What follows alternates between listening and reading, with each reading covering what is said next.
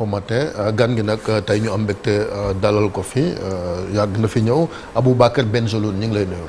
salaamaaleykum Chérif maa ngi lay nuyu di nuyu toute l'équipe présente ici au niveau du plateau. waaw waxtaan wi nag tey dañ koy tàmbali rek ak Sénégal yow participé nga ci dialogue bi teewaloo fa diaspora bi wante consultant nga au nom de la diaspora non. waaw disons que dama refuser terme représentant de la diaspora parce que ñun ci diaspora bi. dañu mus xeex gouvernement yi parce que gouvernement yi bu ñëw rek da ngay décider yow kan moo lay représenter ci diaspora bi moom mooy représentant diaspora. c'est souvent représentant gouvernement bi kenn du ko faale. c'est pour ça que musuñu am politique réelle de la diaspora ak gouvernement yi fi jàll yëpp. même si am ngeen ay député diaspora. même député diaspora loolu taf yëngal la rek dinañ ci ñëw soo buggee. mais la question fondamentale mooy suñu ma invité en tant que personne ressource. pour me parler de la diaspora ma accepté invitation bi c'est une bonne chose. et je trouve que c'est une bonne chose que ñu invité ay waa diaspora pour ñu ñëw wax parce que suñu vision suñu gis-gis ak nu ñuy vivre affaires yi c'est pas la même chose que fii. ce qui fait que même souvent su may waxtaan ak nit ñi damay nekk en décalage ak sénégalais en général avec les politiques. parce que man nu may waxee ak ñoom nu ñu bëgg ñuy waxee c'est pas pareil par exemple man. ñun si biir diaspora bi suñuy wax par exemple yow soo waxee nga joxe sa argument dañuy dugg sa biir argument ne d'accord ñu wax la fii soo ko defee dañuy ne yow en fait da ngay provoquer ce qui fait dañuy ne oh benn provocateur la c'est-à-dire fu ma munti dem rek dañ may qualifier de provocateur en fait alors que suñu façon de faire ak gis dafa bokkul par exemple lañu jox benn exemple bu ñu waxee affaire au Sénat ñun Sénat nuñ koy gisee si biir démembrement Sénat bi lañ koy gisee mooy les décennats mais doo leen dégg mukk Sénat wax affaire u décennat Sénat buy def bilan am même si biir dialogue bi Sénat rek lay wax du ñu faale ñun en fait alors que moom moo ñuy gérer alors que ñun dañ si sonn bind nañu ba tàyyi def nañu yëpp ak ñoom mais ñun suñu ñëwee di leen pas dénoncer mais en fait de leur dire que d'accord uñu ak nu ñuy organiser ñoom en fait dañuy defe ne ay provocation la ñuy def et qui font que souvent démembrement des Sénats au niveau de la diaspora ay nit yu nga xam ne dañu relier wu au consul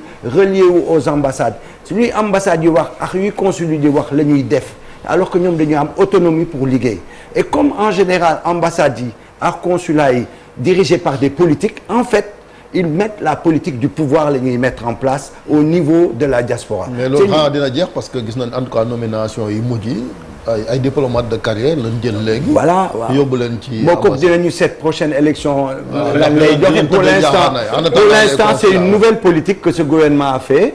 c'est un choix mun nañ ko nongul moom maanaam ñun on se base sur des diplomates de carrière pour def ko ok mais néanmoins l'essentiel dindiwu ko ba léegi c'est-à-dire ñun on a toujours eu un ministère de la diaspora mais pour l'instant ba léegi ce gouvernement fonctionne sur l'orientation de Macky Sall à savoir diaspora warul am ministère ñu ngi ko dugal ci biir affaires étrangères oui mais am na kii secrétaire d'État mais secrétaire d'État bi lan la fi def sous Macky Sall def fi dara ba léegi moom bii ñu am nous parle beaucoup de passeport de carte d'identité ce qui est très important mais la prise en charge suñu problème yi gisuñu ko ba léegi mais bon kooku mën nañ ci ñëw puisque l'État sénégalais bëgg na def les assises de la diaspora au mois de décembre. Ouais. On va voir ce que ça va donner. L'essentiel sera que tous les acteurs soient réellement invités et que ça soit pas encore benn entre-soi de parti mooy maanaam Pastef ñëw ne moom mooy diriger encore la diaspora et wax lu ko neex comme les autres quoi. Il faut que ñu ubbeeku xam ne diaspora bi c'est les daïras, c'est la société civile, c'est l'essentiellement d'ailleurs la société civile et que les partis n'existent dans la diaspora qu'au moment des élections. Donc su ko gouvernement bi xamee xam ne que bu ñu mënul am politique pour la diaspora ba waxtu bi su defee vraiment bilan bi et puis dem pour travailler vraiment avec les acteurs peut-être dinañ si am leneen. incha allah 1000 milliards ngeen koy dugal ci at bi ci réew mi. wax dëgg yàlla dialogue bu amoon li diaspora bi dugal waroon nañ leen jox pàcc bu rëy. ngeen taxaw ngeen mën a wax parce que man dégg naa ci bëre kaas nañ ko ndax ministre yi nga maanaam député yi dañ faa demoon def tournée maa ngi leen seen ca Marseille ak Moussa Koy te mu ngi leen ko wax ne comment se fait-il que. dialogue di am sans diaspora bi. ñu def leen ci pàcc am solo ak seen contribution. am yaakaar naa loolu anomalie la. c'est ça anomalie bu mag la mais man si biir dialogue bi suñ si mënee dugg ñu dugg si wala. waaw foofu laa la bëggoon a kii sax. ci biir dialogue bi yan contribution ngeen ci indi yan proposition ngeen ci indi lan moo nekk dëgg les vraies préoccupations de la diaspora sénégalaise. D'accord. déjà sur point de vue organisation bi man personnellement dama choqué quoi en fait. Ah ouais? Alors que les Sénégalais sont pas choqués. lu tax Parce que bu ñu mënee da ngay ñëw joxe le point de vue de la diaspora foofu nu nga ko gisee yow et cetera en tant que personne ressource je trouve que c'est très bien. nu ma fay demee ñu ne ma y a un bus qui part du palais présidentiel yóbbu la ba Diamniadio rendez-vous 8 heures pour nga dem 8 heures j'étais là-bas il y avait 3 bus c'était bien organisé climatisé tout ce qu'il faut nga dugg ci bus bi nga egg Diamniadio nga wàcc Diamniadio ñu may la nga ndekki ba suur ndekki bu fa am moom top mais moi j'ai participé à beaucoup d'organisations de réunions en Europe franchement on n'a rien à envier foofu dañ lay jox café nga dem si yoon fii café pain au lait pain au chocolat caakri loo bëgg moo tax séeréer yi bari fa kay. ñëpp ma ne la ñëpp fay toog ba dañ lii oo sax pour commencer liggéey ndax ndekki buy 9h30 la ñuy war a commencer ndekki ok bon ba léegi c'est bien Jusque nga là, dugg c'est bon. salle yi on est très bien parce que dafa da ngay liw sax tellement da ngay wut veste après parce que c'est très bien donc bus climatisé les lieux sont climatisés tout est bien 10 11 heures nga génn def pause café yaa ngi fii thé baa ngi fii lu neex 13 heures dañ lay jox añ entrée plat de résistance dessert entrée yu ma fay lekk sax du ma ko lekk Sénégal parce que pour vous dire donc on est très bien et en plus je crois que ces restaurants La Fourchette moo ñuy gérer donc franchement loolu yëpp xaalisu askan wi la donc ba léegi pas de problème on te met dans des conditions war nga liggéey mais liggéey bi mais lu ma méttiwuma quoi en fait ça me choque c'est-à-dire que nga dem liggéey ba si digg bi booy bëgg a dem ñu jox la enveloppe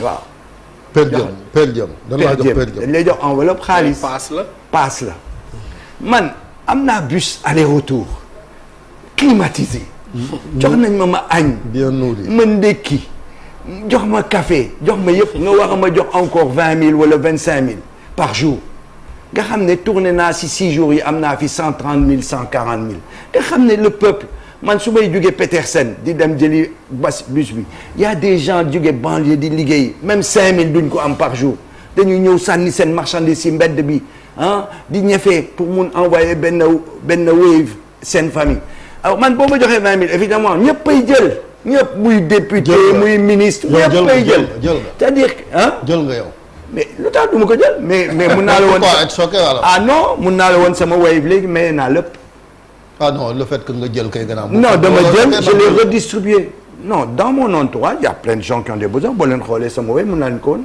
mais naa lépp c'est que man soxlawuma ko en fait waaw bu jël loo soxla kay bul ko jël mais lu tax du ma ko jël am na ay nit yu nekk sama wet ma may leen ko le principe c'est pas ça non mais à la limite même je peux être accusé comme les autres sous le nerf et shérif mais quand même loolu wax nañ ko bàyyi c'est-à-dire que on est un pays pauvre ñun fii nos élus boo leen élire ils pensent toujours aux avantages du poste aux avantages de lu ñu leen di jox c'est ñun on est un pays pauvre c'est-à-dire mënoo nekk dans des conditions comme en Europe wala comme dans des pays développés il faut que nit yi xam ko et man bon peut-être que fii c'est la donne peut-être que noonu la ñuy liggéeyee mais man ça me choque et je pense que war nañ si teg xel parce que boo tournez par exemple un député de l'Assemblée nationale bu ñëwee la première chose muy xalaat dama bëgg a am oto dama bëgg a am kër si yow xalaatoo ko balaa ñu lay élire quand j'entends le président de l'Assemblée nationale expliquer que argument principal am ou en tout cas un de ces arguments pour que nit ñi am oto mooy les autres ils ont fait 2 ans ils ont pris des crédits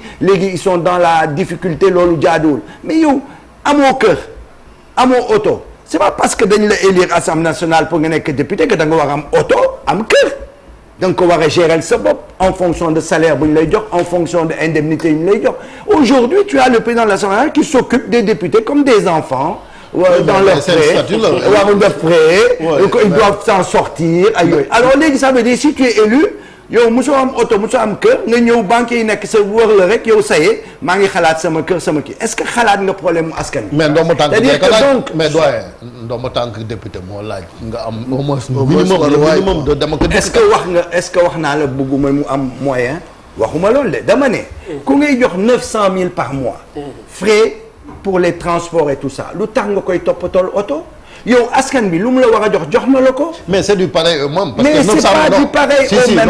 non oto bi bu ñu ko jëndee dootuñu leen jox 900 000 ak carburant. mais d'accord c'est la même chose non. d'accord ma yow xam nga askan wi dafa leer dafa la ne man su ma bëggee nga nekk sama député lii laa lay jox lii laa lay jox lii laa lay jox yow balaa ngay nekk député yaa war a calculer lu ngay bàyyi pour nekk au service du peuple. mais loolu askan attends ma pare est-ce que mus na bind fenn dafa la war a jox oto. kan. Quand tu dois être député, est-ce que c'est marqué qu'on doit te donner une voiture? Mais de tradition. Non, mais est-ce que c'est marqué? Non, mais c'est pas marqué. Oui. Non, attends, parce que non, gouvernement bi boo waxee rek mu indi la ay loi bi lii la loi bi man tamit je les ramène là-bas. Est-ce qu'il y a une loi, est-ce qu'il y a un article qui dit dañu war a joxe auto député? Non, ñun dañu ne dañ leen la jox 900 000. Vous vous rendez compte 900 000 par mois. mais pour mais loo bëggati. loo bëggati ñu war a léegi gérer la defal le prêt gratuit parce que moom lu mu bëgg encore non seulement dañ lay jox 900 000 mais on te donne un prêt gratuit xam nga luy prêt gratuit mooy maanaam dañ lay jëndal oto avancer la xaalis bi parce que yow bu ñu la nee dañ lay jox 900 000 par mois t'as pas le droit de le multiplier par 12 et par 5 ans en disant lii sama xaalis la non c'est une prime. boo liggéey n'importe où prime doo ko dugal sa salaire. mais Aboubacar. je voudrais non man d'accord monsieur. oui mais Sénégal xam nga am na 15 législatures comme da nga nekk foofu pour leeral aussi. comme 15 législatures la ci 14e bi rek le régime bi fi nekkoon jëloon décision ne au lieu ñu leen di jox léegi ay oto ñu jox leen indemnité transport plus carburant. waaw oui ça fait plus de 900 000 d'ailleurs. waaw mais rupture systémique ku ko wax du man. man maa ko wax. non waxoo ku ko wax. waaw Ousmane Sonko. lu tax ñu siy dugal non mais Ousmane Sonko ça est contre ça seulement dafa respecter à mon avis l'institution Assemblée nationale qui est libre. mais moi c'était parenthèse boobu ma defoon c'est pour wane xelu suñu élus yi les gens bu ñuy ñëw dans ce dialogue. ils viennent toujours en se disant. L'argent que je vais recevoir derrière c'est quand même 6 jours à temps et kooku dañ ko war a bàyyi parce que quand ton parti t'envoie pour discuter c'est ton parti qui doit te donner les choses. Voilà pour en revenir au dialogue pour en revenir au dialogue parce que la digression a été trop longue. digression am na solo. j'ai posé une question. waaw dëgg la dama laaj question jëmale ko ci préoccupation diaspora effectivement qui contribue de manière très significative à l'économie de ce pays et à la construction de ce pays. Donc ñooñu mérité nañu l'attention des gouvernants mérité nañu ñu organiser leen jàppale leen ba nga xam ni seen nekkin fële non seulement dina baax waaye tamit seen retour d'investissement au pays mu nekk lu am solo ci loolu lan ngeen proposer concrètement sur la table. Alors ñun on est très déçus de ce point de vue-là boo jëlee commission 1. Commission 1 sur les libertés, les droits, la citoyenneté, la participation de la société et tout ça. Liberté et tout ça. Ouais, on est très déçus. Pourquoi? Parce que bu nga demee foofu on devait discuter la question des partis. Les partis ont discuté de la question des partis. Ils ont discuté de l'organisation des partis, financement des partis. Ils se sont pas mis d'accord sur. Oui, ils se sont pas mis d'accord sur la notion de chef de parti institutionnalisé ko avantage yu muy am encore ils se sont boo gisee opposition bi dafa ñëw tout de suite avec les avantages de la fonction du chef de l'opposition voiture financement c'est pour revenir sur ñu bopp élu c'est-à-dire que c'est pour vous dire hein ça c'est la fonction principale c'est très important et ils sont revenus avec ça ils se sont battus gouvernement mi ne leen non soxlatuñu ko parce que léegi comme le président de la République n'est plus chef de parti léegi mu ne bon bref ils n'ont pas pu se mettre d'accord là mais pendant ce temps nous on n'a pas discuté des questions fondamentales et je critique là-dessus la société civile. On a une société civile dinosaure. C'est-à-dire c'est des vieux de la vieille que vous entendez toujours. Du ma wax seen tur. Non parce que da ngay am cër. Da ngay am cër. Non du ma ko fi wax. C'est pas la peine. Et puis en plus ça va encore pas arranger cette situation parce qu'on me prend pour quelqu'un de. Non mais jeunes yi malheureusement ils sont comme eux. C'est-à-dire qu'il nous faut une autre société civile. Parce que société civile bii ñu am c'est une société civile qui pense que son rôle c'est d'être entre les politiques. Le pouvoir et l'opposition. Le rôle, c'est toujours dire comment on va arranger pour les faire entendre. Kooku dépassé nañu loolu. Ils ont passé leur temps ci biir commission 1 à dire comment l'opposition va s'entendre sur la question des partis. Et ils ont laissé les questions des libertés, les questions fondamentales, ils les ont mis de côté. Ils en ont pas parlé. L'article 80, nga xam ne tout parti qui est en l'opposition le dénonce, dès que tu viens au pouvoir, tu l'acceptes. Et y compris le pouvoir actuel ne veut pas l'enlever. Tu prends la question de l'arrêté Ousmane Ngom. Bon, la liberté de manifester n'importe où, etc. Vous vous rendez compte que la majorité s'est appuyée sur le président des, comment on appelle ça, des marchands ambulants, qui a dit que moi, ça ne l'arrange pas de manifester après Sandaga parce que derrière, c'est une ligue. Les gens là viennent occuper nos rues, nos trottoirs, et maintenant ça devient un argument pour ne pas manifester parce qu'on les gêne, ils occupent nos rues, nos trottoirs. Est-ce que vous vous rendez compte? Et la majorité a accepté de se baser sur ça pour justifier... Place de l'Obélisque, il y a des commerçants... C'est trop léger. Est-ce que les politiques, ils circulent dans les plateaux partout, est-ce que parce que ça ne les intéresse pas. La question du préfet. Combien de fois le demandé à manifester, le préfet jusqu'à 1 heure de ta manifestation te dit manifestation non autorisée. On a demandé à ce qu'il puisse encadrer nous en réponse lui. Ken wax aussi. Vous voyez ce que je veux dire? Donc les questions fondamentales sur les libertés, la question des médias, la liberté de s'exprimer, la liberté d'opinion, toutes ces questions on n'en a pas discuté. Donc on l'a laissé vide pour que le président de la République ait une décision immédiate. Mais la preuve, comme Moustapha Diakhaté, il est convoqué à la DIC. Encore une fois. Encore une fois. Oui. Voilà. Et donc ça veut dire quoi? Ça veut dire que la société civile ne joue pas son rôle. C'est ce que nous avons nous-mêmes. Ben téléspectateur nee na bus yi 25 personnes rek la mënoon jël, c'est-à-dire ñu bari dañ jël auto après. C'est pas vrai. Bon. Non, il confond. Non, là-dessus vraiment l'État a été correct. Non, on peut pas avoir mieux. Moi, je quittais Petersen, je marche 10 minutes, j'arrive à Palais. Au lieu de nous quitter 8 heures, on attendait les retardataires à 8h10. Il y avait 3 bus. Des bus qui prennent au minimum 80 à 100 personnes. Ces bus, ñaari bus yu feesul dañuy regrouper 2 bus mooy dem wala benn bus mooy dem selon. Par contre, il y avait des minibus. Des minibus de 20 personnes. Ça, c'est pour le gouvernement. Ah bon, patron. Ah là, c'est pour les patrons. Il y avait des minibus. Non, en fait, ils n'étaient même pas mieux que nous. Hein.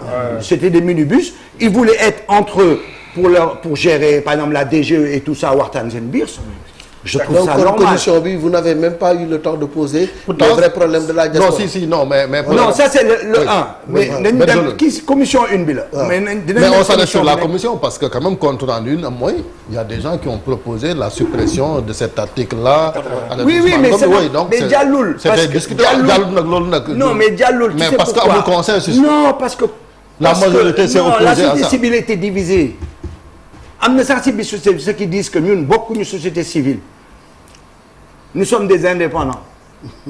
Parce que tellement, cette société civile dinosaure qu'on voit là, c'est-à-dire, je suis de mon DGE, bon, voilà, ça fait 40 ans que je suis en France, à l'étranger, question élection, je les ai vécues, ni la fallait, parce qu'ils ont déjà leurs hommes dans la société civile avec qui ils travaillent.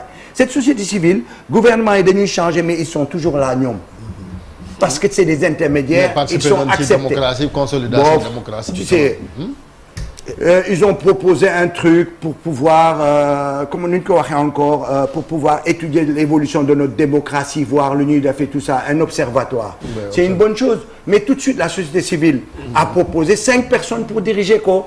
Il y a une fonction, il y a une voiture, toujours la même chose. Ils proposent des choses, mais ils voient toujours les avantages de la fonction. Et cette société civile qui le propose, c'est eux-mêmes qui vont prendre les postes demain. C'est toujours ça. Et ça, il faut que ça cesse. Il faut que ça cesse. Alors, bon, le deuxième point. Voilà. Par exemple, commission sur les élections. Bon, eux, ils ont parlé beaucoup de l'ingénierie, de l'électorat, nous voter, patati, bulletin unique, tout ça. C'est important. On s'est mis d'accord sur à peu près 21 points. Il y a eu 17 points d'accord. Mais pour moi, ils sont passés à côté de la plaque. Et pourquoi? Parce que le point de vue fondamental, ils l'ont lâché. Le Raougadou. Voilà un principe de fonctionnement archaïque. Le gouvernement, là, l'avait dénoncé. Aujourd'hui, ils sont pour ça. Les Dunikola. Il faut un deuxième tour, surtout élection. Mais comme un deuxième tour, comme vous devez connaître, ils ont refusé de voir ça. C'est quand même, ça dénote quoi quand même?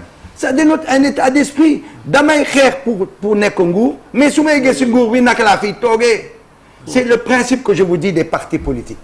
Un parti c'est un appareil de prise du pouvoir boo xasee ba jël pouvoir bi le rôle du parti maintenant c'est de faire comment faire pour nga conserver. C'est-à-dire qu'en fait les gens ne sont pas dans la cohérence. La rupture systémique ne peut pas fonctionner avec le raw gadou s'il vous plaît. Moi je maa ngi implorer le président de la République mu revenir si. On n'a pas eu d'accord là-dessus mais war na si revenir quand même. C'est pas possible que la majorité moo bañoon ñu discuter sur le raw gadou. Pourquoi? Je ne comprends pas. OK. nga dem troisième point. sama commission. Sur les réformes. Sur les réformes ça a été très dur mais on est arrivé à des choses 100% parce que presque lu ñu doon wax yëpp pratiquement aux assises de la justice waxoon nañ ko les gens étaient plus ou moins préparés malgré ça l'opposition était venue dans la tête même des gens de la société civile ne bu ñu laal la Sénat il a fallu qu'on discute à fond montrer les insuffisances de la Sénat parce que quand on a demandé aux gens de la Sénat là-bas de nous présenter lan lañ fi def ñu ñuy wax ay oui liggéey nañu Guédiawaye on a les bureaux de vote étaient clairs et tout mais la Sénat se résume pas à Guédiawaye quand même. Léegi CENI moo koy remplacer. Donc on a changé ça heureusement on a proposé des choses même si nit yi par exemple la CENI c'est un terme que les gens n'aimaient pas parce que c'était très importé comme voilà importé ou bien c'était nu ñu koy waxee encore dafa amoon teneur quoi tu vois. Donc les gens ont quand même pu contourner ça ne c'est pas le nom qui nous importe naka la ñuy defee mais léegi ce qui est important c'est que les élections se feront de façon indépendante avec l'État. C'est-à-dire on aura une structure qui va s'occuper de tout de façon indépendante, une haute autorité qui va s'en occuper. On a parlé de la problématique pour les médias. Par une cour constitutionnelle aussi. Voilà, la cour constitutionnelle, mais on n'avait rien à dire parce que pratiquement c'est dans les tuyaux. C'est comme c'est une structure pour l'audiovisuel et tout ça, etc. CNRA, on n'avait rien à dire. Pourquoi? Parce qu'ils sont venus, ils nous ont présenté ça en nous disant ñun déjà on va aller plus loin dañ koy tas indi leneen. ñu ne leen ah bon loolu leen di tas gars yi expliqué ñu ne leen c'est une bonne chose. non loolu c'est dans le code de la presse. plus rien à dire. en tout cas waaw loolu ci code de la presse bi avant ñuy renouveler Sénat bi sax dañ ko waroon a commencer. mais ñoom ils sont venus en disant tas nañ ko ba pare. ñun kay c'est pour ça on a eu 100%. non tasagul nga def parce que voilà. Par contre on a pu proposer des choses. J'espère qu'ils le prendront en compte parce que après commission yi qu'est-ce qu'on dit on a affaire soi-disant à des experts moi j'aime bien ça. Experts yi après ñooy dem bind quoi ñooy ñem defaat affaire yi quoi bon léegi donc ça veut dire que suñu liggéey yëpp jox nañ ko loxo experts yi. D'accord monsieur Bengello voilà ma dernière question ci yéen diaspora bi am na. mais waroon nañu wax ci affaire Eramet. diaspora 30 secondes rek. waaw mais diaspora bi financement yi ak FAISE ak yeneen yi def ndax yéen a ngi gis bu baax ci liggéeyu institution yoo nga xam ne ñu ngi nekk fii pour jàppale leen tamit ñu mën a ñëw investir ci réew mi wala ñu investir fañ dëkk. mais c'est de l'évidence loolu moo tax ma ne que la problématique de la diaspora du question aujourd'hui dire que man diplomate yi laay teg dans les consulats c'est il faut que la diaspora soit acteur de son propre devenir mooy maanaam da ngay jël nit ñi mu nekk Espagne man xawma lu xew Espagne xawma lu xew Italie lu xew France xam naa ko xawma lu xew États-Unis xawma lu xew Canada et cetera nga réunir nit ñi ku nekk mun nga am ses représentants ñooñu ñu réunir leen ñu créer benn haut conseil de la diaspora qui remonte les problèmes dinañu discuter question d'une famille dinañu gis ci question financement dinañu gis ci question retour question projet yooyu yëpp kooku mënul ñu toog fii Sénégal nit ci di gis suuf bés bu nekk nga bëgg a diriger diaspora bi xam ne ñun gisuñu suuf ñun bu ñu seddoo bu ñu tàngoo nga bëgg a gérer suñu politique loolu nu mu mënee am. donc ça ne peut se faire qu'avec nous. très bien léegi dernière question bi yaa ngi ko doon wax. ci affaire Eramet dañ lay gis ay jogo nga fay dem. oui la question Eramet jàppante ak ay sous-préfet yooyu ah. non mais la question Eramet c'est important voilà une société bu nga xam ne le gouvernement daf koy présenter comme une société modèle. La dernière intervention du ministre de l'énergie et des mines daf ko présenter comme une société modèle ba pare di taper sur d'autres sociétés. Moi je demande à voir, je suis pas d'accord. Pourquoi? Parce que cette société-là, Eramet, il y a des gens du régime, des gens qui sont élus plus ou moins, qui ont travaillé là-bas. Aujourd'hui, ils sont élus et ils veulent nous présenter pour l'essentiel cette société comme une société modèle. Ça peut pas aller loolu mënuñu ko nangu da ngay def ndànk da ngay accepter société civile bi def liggéeyam wane société boobu lu muy def est-ce que jaadu na jaaduwul. donc bu ma demee Diogo parce que dañuy invité woon famille yi et tous les villageois pour jox leen ay affaires les retours et tout ça le RSE et tout ça c'est une bonne chose mais bu ma commencé expliquer villageois yi ne leen lii ñu leen di jox yëpp seen yëf la kenn mayu leen ko kenn saraxu leen ko c'est un retour mais il est venu m'arracher le micro le préfet le sous-préfet il m'a arraché le micro d'accord quand tu as des contentieux avec tout le monde mais il a fallu que Mbodj me sauve le président suñu président F24 moo ne benn bàyyi naa ko régler muy wax kii garder leen seen waa ji jàppaleen ko mais vous vous rendez compte c'était jeudi dernier vous avez mais non mais c'est à rire mais malheureusement vous avez invité le directeur de Eramet le 25 avril j'ai vu ça en attendant le waa ji ñëw ne il nous dit dans la réunion que Eramet c'est une société sénégalaise c'est pas une société sénégalaise, c'est une société multinationale dans laquelle la France a je crois 25 ou 27% d'actions mais c'est une société internationale la preuve quand le Birame Souleye invite la presse parce que Birame dinaa leen laal tuuti la presse la fii parce que c'est pas normal mu invité leen dans de bonnes conditions encore là-bas à Saly et tout ça pour vous expliquer liggéeyam pour vous expliquer un peu les normes et tout etc c'est très bien mais yéen mais c'était pas seulement le prétexte non mais oui mais d'accord oui mais ils vous ont invité oui mais ils vous invitent aussi dans des bonnes conditions d'accord et tout ça c'est le peuple qui paye donc je veux dire par là yéen lu tax doo leen def investigation c'est-à-dire qu'un pays comme le Sénégal mais Chérif mais cette affaire là on l'a traité ici waaw Chérif may ma tuuti ma ñëw si yow je vais t'expliquer